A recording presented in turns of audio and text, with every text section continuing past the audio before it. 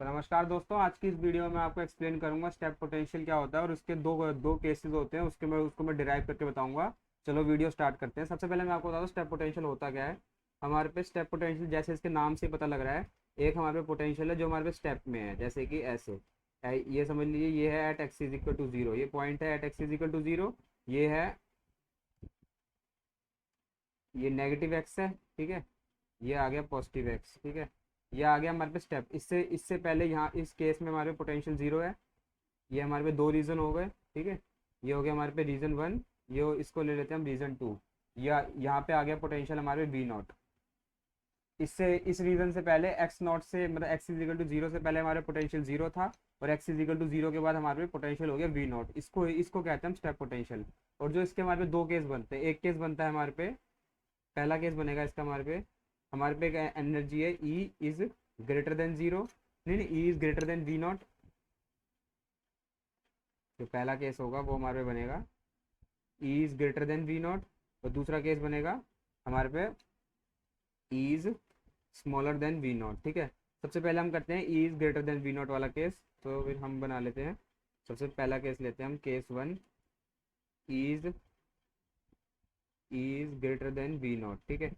तो हमारे पे सबसे पहले हमारे पे क्या होता है, हमारे पे क्वांटम मैकेनिज्म क्या होता है, H of psi is equal to E of psi, ठीक है। वेयर एच क्या होता है हमारे पे, एच होता है हमारे पे हैमिल्टोनियन, और इसकी क्या होती है kinetic energy plus potential energy. और जो इन रीजन वन, रीजन वन में हमारे पे पोटेंशियल एनर्जी जीरो है, तो ये हो जाएगा जीरो। यहाँ पे आ जाएगा हमारे P square divided by two M, ठीक है। पी स्केयर हमारे पी ऑपरेटर है। मोमेंटम ऑपरेटर कैसे लिखते हैं हम, मोमेंटम ऑपरेटर होता है minus of I H cut D by D X, ठीक है।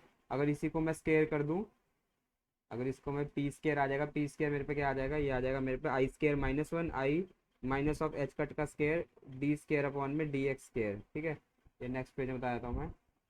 जो हमारे पे इक्वेशन आ जाएगी, ये आ जाएगी मेरे पास माइनस ऑफ एच कट का square divided by two time M D square psi upon में D X square is equal to E of psi, ठीक है। इसको मैं इधर ले जाऊंगा, ये आ जाएगी मेरे पे इक्वेशन कुछ,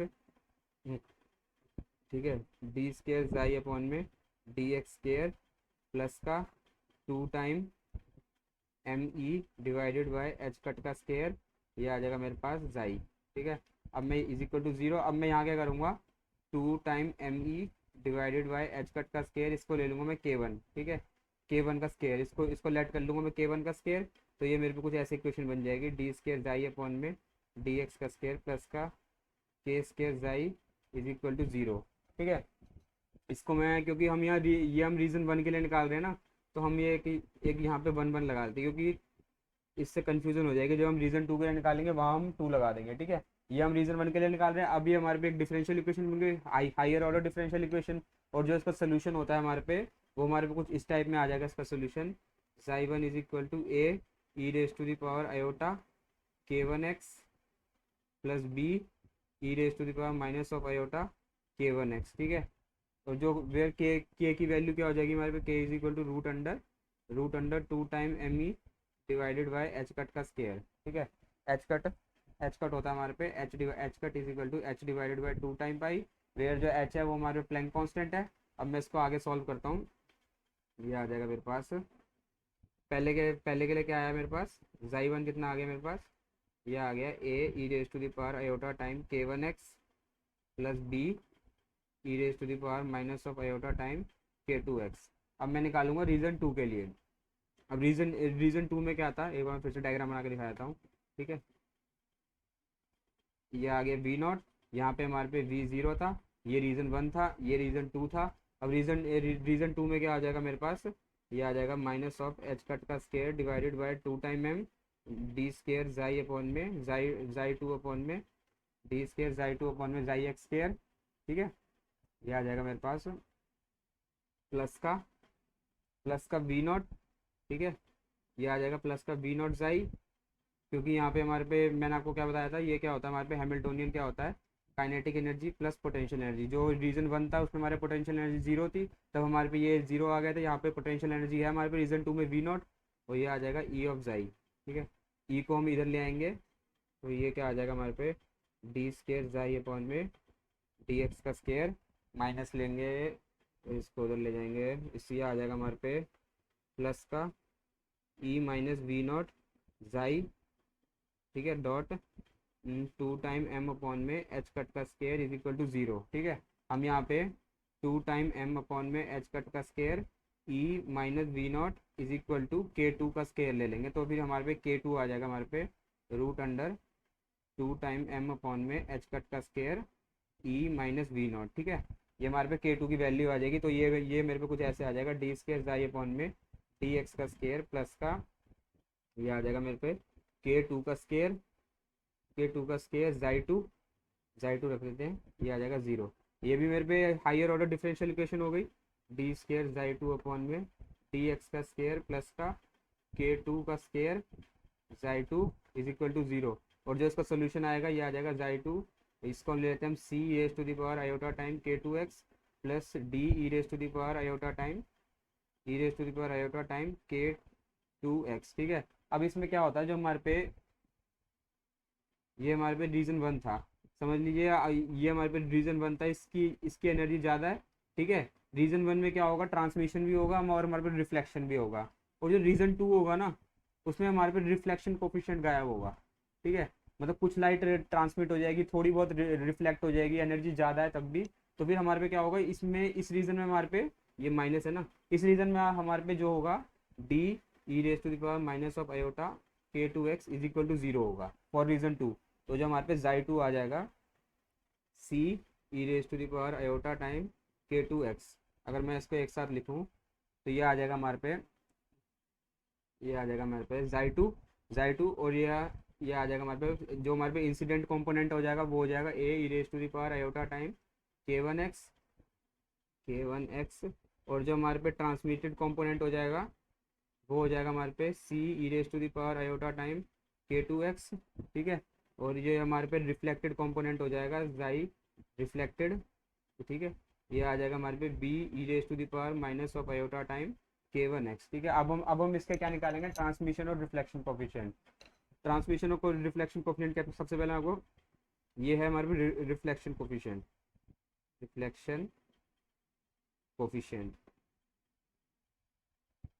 इसका फॉर्मूला क्या होता है हमारे पे रिफ्लेक्शन कोफिशिएंट का, ये होता है हमारे पे जे आर अपॉन में जे आई। ये आ गया probability current density of reflected light and probability current density of incident, ठीक है। प्रोबेबिलिटी करंट डेंसिटी हम कैसे लिखते हैं, जैसे आपको याद होगा तो ये आ जाएगा mod A square H cut नहीं 2 टाइम m अपॉन में एच कट का स्क्वायर, ठीक है, नहीं एच कट के डिवाइडेड बाई एम। एक मैं भी देख लेता हूँ, हाँ ठीक है। जो हमारे पे जे होता है प्रोबेबिलिटी करंट डेंसिटी होती है, उसकी वैल्यू हमारे पे ये होती है J is equal to mod A square H cut के डिवाइडेड बाई एम, ठीक है। अब हम क्या करेंगे, अब हम यहाँ पे बाउंड्री कंडीशन लगाएंगे, इनको सॉल्व करेंगे। मैं आपको बताया था बाउंड्री कंडीशन कैसे लगानी है हमने, मैं पूरा सॉल्व करके नहीं बताऊंगा बाउंड्री कंडीशन, वो आप खुद भी कर सकते हैं। जैसे कि हमारे पे at x is equal to 0, ठीक है, boundary condition psi 1 at x is equal to 0 is equal to psi 2 at x is equal to 0 put करेंगे, तो ये हमारे पे आ जाएगा A plus B is equal to C, ठीक है।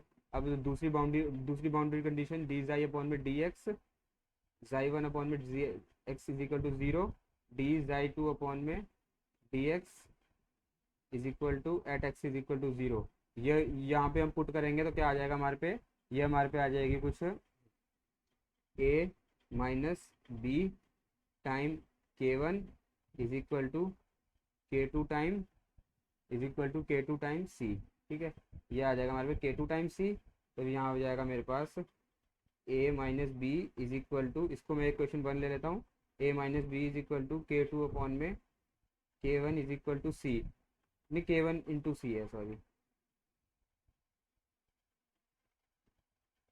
K1 multiply by K2 multiply by C, इसको ले लेता हूँ मैं इक्वेशन 2। अब मैं इक्वेशन 1 और 2 को ऐड कर देता हूँ, मेरे पे क्या आ जाएगा, अगर मैं एक बार equation 2 time A is equal to ये आ जाएगा K1 plus K2 divided by K1, ठीक है, इज इक्वल टू सी। तो फिर ए अपॉन में सी कितना आ जाएगा मेरे पास K1 plus K2 divided bye ये आ जाएगा 2 टाइम K1। और अगर मैं इसको सी अपॉन में ए लिखूँ, ये आ जाएगा 2 time K1 divided by K1 plus K2, ठीक है। ये आ गई मेरे पे वैल्यू। अब मैं इससे क्या निकालूंगा सर, मैं ट्रांसमिशन कोफिशिएंट निकालूंगा। ट्रांसमिशन कोफिशिएंट क्या होता है, ट्रांसमिशन कोफिशिएंट हो जाएगा J of transmission divided by J of incidence. ठीक है, जे ऑफ ट्रांसमिशन क्या होगा हमारे पे, मॉड सी का square K2 divided by mod A का स्क्वायर K1। ठीक है, मैंने आपको बताया था जे क्या होता है हमारे पे, जे क्या होता है स्क्वायर एच कट के divided by M. H cut और एम कट जाएंगे तो हमारे पे ये बचेगा, तो मैं यहाँ पे वैल्यू डालूंगा सी अपॉन में ए। इसको अगर मैं स्क्वायर कर लूँ, ये आ जाएगा मेरे पास 4 टाइम K1 का square divided by K1 plus K2 का स्क्वायर। ठीक है, तो ये आ जाएगा मेरे पे ट्रांसमिशन कोफिशिएंट मेरे पे कुछ इस तरीके से आ जाएगा। जब मैं इसको पुट करूँगा, ये आ जाएगा मेरे पास 4 time K1 K2 divided by K1 plus K2 का होल स्क्वायर। मैं आपको नेक्स्ट इसके बाद मैं आपको रिफ्लेक्शन कोफिशिएंट निकालना बता देता हूँ। ये आ जाएगा मेरे को ट्रांसमिशन कोफिशिएंट क्या आ गया, 4 time K1 K2 divided by K1 plus K2 का होल स्क्वायर। एक तरीका है कि आप क्या कीजिए, जो मैंने आपको बताया था reflection coefficient J are upon में जे आई, ये हो जाएगा मेरे पे मॉड बी स्क्वायर अपॉन में मॉड ए स्क्वायर। एक तरीका है कि आप ये बाउंड्री कंडीशन लगाइए और इसको ए अपॉन में बी का रेशियो निकालिए। ठीक है, एक दूसरा तरीका है मैं आपको बताया था, वो इससे आसान तरीका है। उस तरीके में क्या करना है आपने कि हमारे पे एक transmission plus reflection is equal to ये होता है हमारे पे 1, तो ये रिफ्लेक्शन हो जाएगा 1 माइनस ट्रांसमिशन, तो ये हो जाएगा 1 minus 4 time K1 K2 divided by K1 plus K2 का होल स्क्वायर। तो जो हमारे रिफ्लेक्शन कोफिशिएंट आ जाएगा, ये आ जाएगा मेरे पास K1 माइनस K2 का whole square divided by K1 plus K2। ये आ गया हमारे पास रिफ्लेक्शन और कोफिशिएंट। इसके बाद जो हमारे को, अब हम यहाँ पे K1 और K2 की वैल्यू डाल देंगे। K1 की वैल्यू क्या आती है मेरे पे, मैं एक फिर से लिख देता हूँ, K1 is equal to root under 2 time M into E divided by H cut का स्क्वायर। ठीक है, K2 की वैल्यू क्या आती है हमारे पे, root under 2 time M E minus V naught divided by H cut का स्क्वायर। ठीक है, अब जब मैं K1 और K2 की वैल्यू पुट करूँगा, सबसे पहले मैं रिफ्लेक्शन कोफिशिएंट क्या हो जाएगा मेरे पे, root under E minus root under E minus V naught का होल स्क्वायर, ये रिफ्लेक्शन कोफिशिएंट है, divided by root under E plus root under E minus V naught का होल स्क्वायर। और जो ट्रांसमिशन कोफिशिएंट हो जाएगा वो हो जाएगा 4 time root E minus V naught divided by root E plus root under E minus V naught का whole square. यह आएगा आपको क्वेश्चन में, जाए अगर एग्जाम में जैसा आपको क्वेश्चन दे देगा, आपको ई की वैल्यू दे देगा और आपको वी नॉट की वैल्यू दे देगा, और आपको रिफ्लेक्शन और ट्रांसमिशन कोफिशिएंट निकालना होगा। ये हो गया हमारे पहला केस। अब सेकंड केस क्या था हमारे पे, V naught is greater than E. ठीक है, अब ये सेकंड केस है। अब सेकंड केस में क्या है, ये मेरे पे स्टेप पोटेंशियल है, एनर्जी है मेरे पे, समझ लीजिए ये मेरे पे एनर्जी जा रही है और ये आ गया मेरे पे वी नॉट। अब इस केस में क्या होगा, सबसे पहला पहला वाला केस तो सिंपल ही है, क्योंकि पहले वाला केस तो सेम ही रहेगा जो मैंने पिछली बार कराया था, क्योंकि यहाँ पे पोटेंशियल जीरो है, तो H of psi is equal to E of psi. ठीक है, माइनस ऑफ एच कट का square divided by 2 time M D square psi upon में डी एक्स का स्क्वायर, जाई 1 लगा देता हूँ, is equal to E of psi, ये आ जाएगा डी स्क्वायर जाई अपॉन में डी एक्स का स्क्वायर प्लस का ये आ जाएगा हमारे पे 2 time M E divided by H cut का स्क्वायर इंटू जाई 1 इज इक्वल टू 0। ये और जो इसका सोल्यूशन आ जाएगा, psi 1 is equal to A E raise to the power iota time K1x plus B E raise to the power iota time K2x, नहीं K1x sorry. और जो आपको K1 की वैल्यू बताई है, K1 की वैल्यू थी मेरे पास, मैंने इससे अभी अभी बताई थी, जो K1 की वैल्यू होगी वो वहीं पे हो जाएगी root under 2 time M E divided by H cut का स्क्वायर। ठीक है, अब जो इसमें निकालने वाला है वो हमारा है सेकंड मतलब सेकंड रीजन बताया था मैं आपको कैसे निकालना है। इन रीजन 2 हमारे पे क्या है, V naught is greater than ई।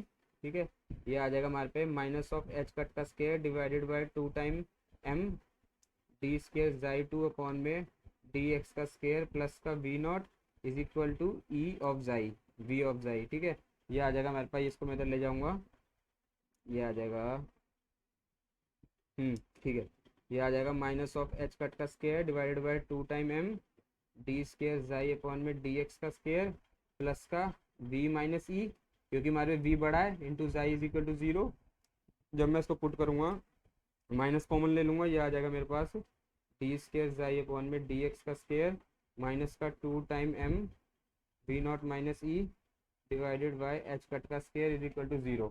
अब जब मैं इसका सोल्यूशन निकालूंगा, इसको सोल्यूशन निकालने से पहले इसको मैं K2 मान लेता हूँ, जाई टू इसको मैं K2 हो गया मेरे पे 2 time M V naught minus E divided by H cut का स्केयर K2 का स्केयर, ठीक है। ये आ जाएगा मेरे पे जो डिफरेंशियल इक्वेशन हो जाएगी D square psi two upon में डी एक्स का स्केयर माइनस का K2 का स्केयर इंटू जाई टू इज इक्वल टू 0, ठीक है। अब जब मैं इसको सॉल्व करूँगा, जो मेरे पे इसका सोल्यूशन आएगा डिफरेंशियल इक्वेशन का, ये आ जाएगा मेरे पे psi two A E raise to the power K2x plus B E raise to the power K2x, ठीक है।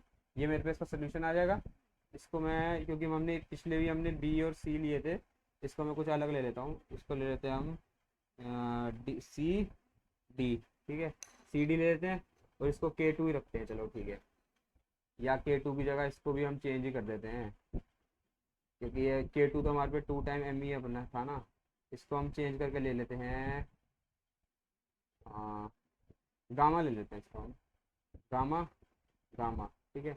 Gamma is equal to root under 2 time M V naught minus E divided by H cut का square, ठीक है। ये है हमारे पे gamma की वैल्यू।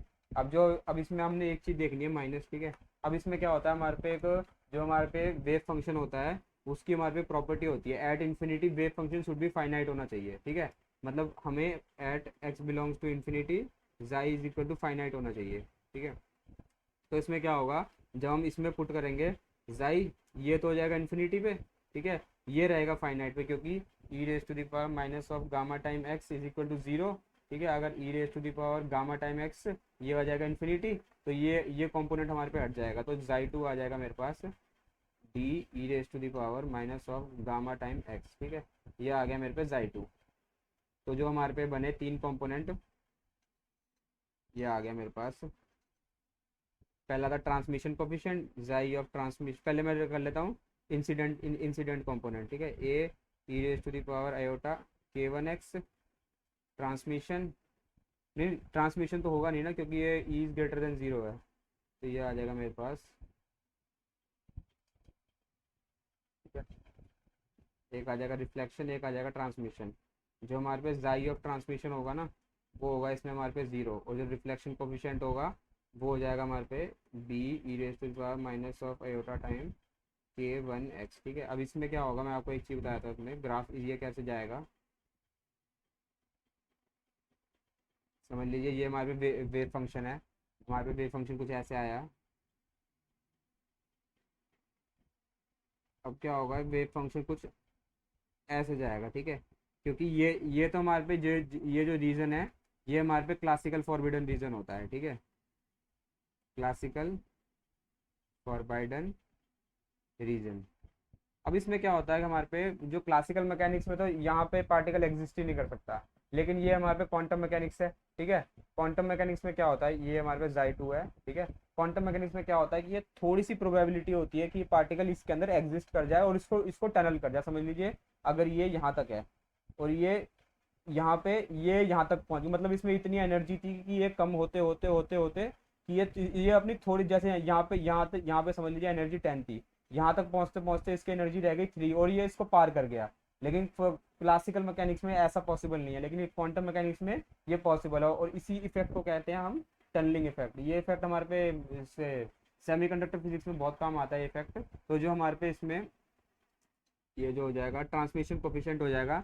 सबसे पहले मैं आपको ट्रांसमिशन की जगह ये बताया था, रिफ्लेक्शन कोफिशिएंट क्या हो जाएगा हमारे पे इसमें, reflection coefficient is equal to B upon में ए, ठीक है। बी स्केयर अपॉन में ए स्केयर, रिफ्लेक्शन कोफिशिएंट वही पिछली बार की तरह जो पहले था रिफ्लेक्शन कोफिशिएंट हमारे पे, ठीक है। और जो हमारे पे ट्रांसमिशन कोफिशिएंट होगा वो हमारे पे होगा 0। ट्रांसमिशन कोफिशिएंट क्या होता है हमारे पे, ये होता है हमारे पे जे ट्रांसमिशन अपॉन में जे इंसिडेंस, और जो हमारे पे जे ट्रांसमिशन है वो है हमारे पे 0, तो ये भी हो जाएगा हमारे पे 0, ठीक है। लेकिन हमारे पे कुछ प्रोबेबिलिटी रहेगी कि ये पार्टिकल वहाँ पे, मतलब यहाँ पे इसकी प्रोबेबिलिटी क्या होगी कि ये पार्टिकल यहाँ पे चल रहा है, तो वो हो जाएगी हमारे पे प्रोबेबिलिटी, ये हो जाएगी J T square is equal to, ये आ जाएगा D square E raise to the power two time gamma X, ठीक है। ये आ जाएगी हमारे पे जो इसकी प्रोबेबिलिटी ऑफ अ पार्टिकल, ये आ जाएगी हमारे पे psi two is equal to probability, ये आ जाएगी C square E raise to the power minus of two time gamma X, ये हो जाएगी हमारी प्रोबेबिलिटी इसकी, ठीक है।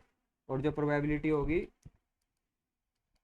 Mod A square plus mod B square plus का two time A B cos of two time K X K one X, ठीक है।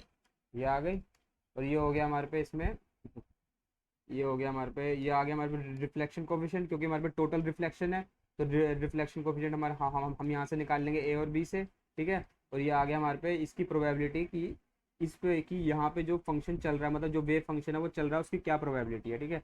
ये हो जाती है हमारे पे E raise to the power minus of two time gamma time X, ये होती है हमारे पे इसकी प्रोबेबिलिटी, ठीक है।